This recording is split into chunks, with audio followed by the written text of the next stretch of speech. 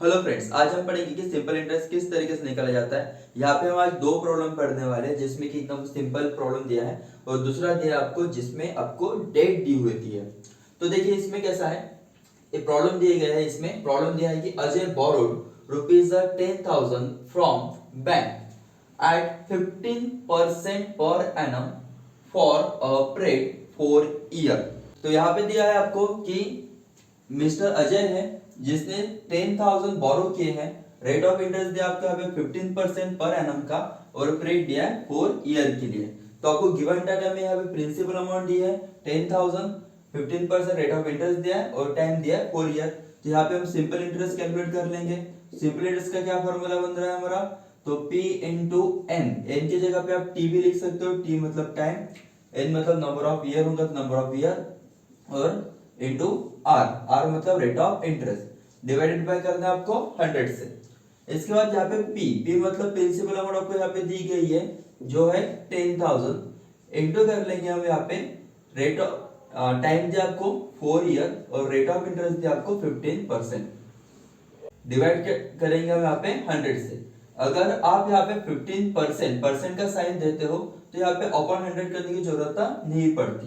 तो इसको कैलकुलेट कर लेंगे। कैलकुलेट करना एकदम इजी है। यहाँ पे दो दो जीरो कट गए, 15 फोर 60, 60 और ये 2 जीरो, तो हमारा सिंपल इंटरेस्ट आ जाएगा यहाँ पे 6,000। एकदम सिंपल प्रॉब्लम है। सिंपल प्रॉब्लम होता है, कुछ कुछ प्रॉब्लम ऐसे होते हैं जिसमें आपको ईयर पर्टिकुलर ना देते हुए आपको डेट दी होती है कि इस टाइम से इस टाइम तक के निकालना है करके।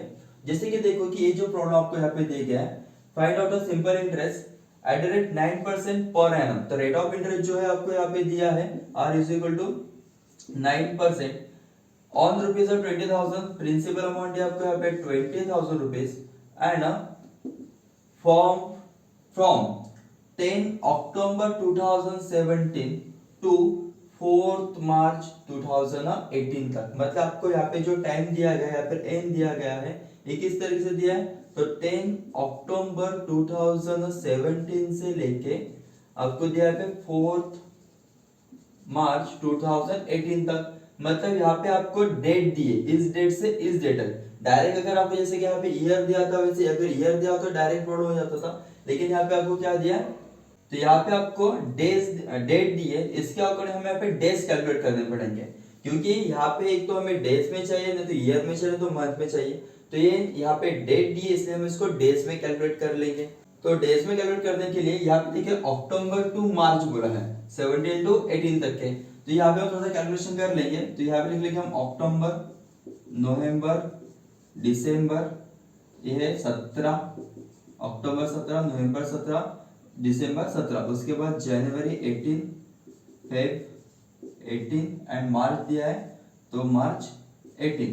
अभी यहाँ पे देखिए जैसे कि यहाँ पे बोला है कितना है कि 10 अक्टूबर है, ठीक है। तो हमें क्या करना है, इस टाइम से उस टाइम तक के ही आपको डेट निकालने, डेज लेने हैं। तो हम यहाँ पे डेज ले लेंगे। तो सबसे पहले देखिए जैसे कि यहाँ पे दिया है अक्टूबर 17 जो दिया है 10 तारीख, तो 10 दिन निकल चुके। तब हमने क्या किया, यहाँ पे जो है लोन दिया है, यहाँ पे आपको सिंपल इंटरेस्ट निकालना है। तो उसके अकॉर्डिंग यहाँ पे देखिए, तो जो अक्टूबर मंथ है, अक्टूबर मंथ कितने महीने का होता है, तो यहाँ पे होता है 31 का, ठीक है। तो 31 में से कितने दिन चले गए, यहाँ पे 10 डेज चले गए हैं, बचे कितने यहाँ पे सिर्फ 21 डेज। तो अक्टूबर कितने दिन आएंगे, यहाँ पे 21 आएंगे। नवंबर में कितने दिन होते हैं, तो 30, तो यहाँ पे 30 आ जाएंगे। दिसंबर के 31, जनवरी के 31, फरवरी के 28। क्योंकि यहाँ पे देखिए जो ईयर जो दिया है आपको कितना दिया है, तो ये 18 दिया है। लीप ईयर यहाँ पे कंसिडर करना होता है, मतलब जिसमें 4 का फुल्ली डिवाइडेशन हो जाता है, वो होता है लीप ईयर। जैसे कि 2004, 2008, 2012, 2016, 2020, 2024, तो ये लीप ईयर है जिसमें 12 का टोटल डिवाइडेशन होता है, ठीक है। लेकिन ये 2018 दिया, इसमें नहीं होता। तो यहाँ पे देखिए जैसे लीप ईयर होगा तो 1 डे एक्स्ट्रा आता है ईयर में, अगर लीप ईयर नहीं है तो उसमें 365 डेज आते हैं। उसके अकॉर्डिंग यहाँ पे फरवरी में 28 डेज आएंगे, ठीक है। मार्च में कितने, मार्च के कितने दिन, यहाँ पे सिर्फ 4 दिन, इसलिए यहाँ पे 4 लिख लेंगे। इसके हम टोटल कर लेंगे यहाँ पे, ठीक है। तो टोटल कर लीजिए 8 4 12, 13 14 15, 15 का 5 बैलेंस 1 2 5 5 3 8 8 3 11 12, 13 और 14, मतलब कितना आ गया यहाँ पे 145 डेज। अभी यहाँ पे जो डेज कैलकुलेट हो गए कितने हो गए 145 डेज।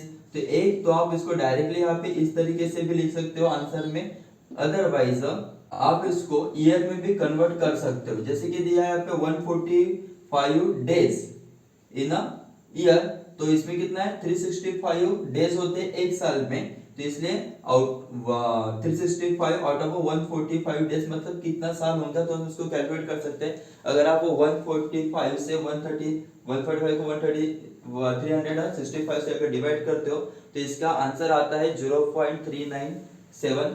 ठीक है, तो इस तरीके से हम इसको यहाँ पे लिख सकते हैं। क्या दिया है यहाँ पे, तो 0.397।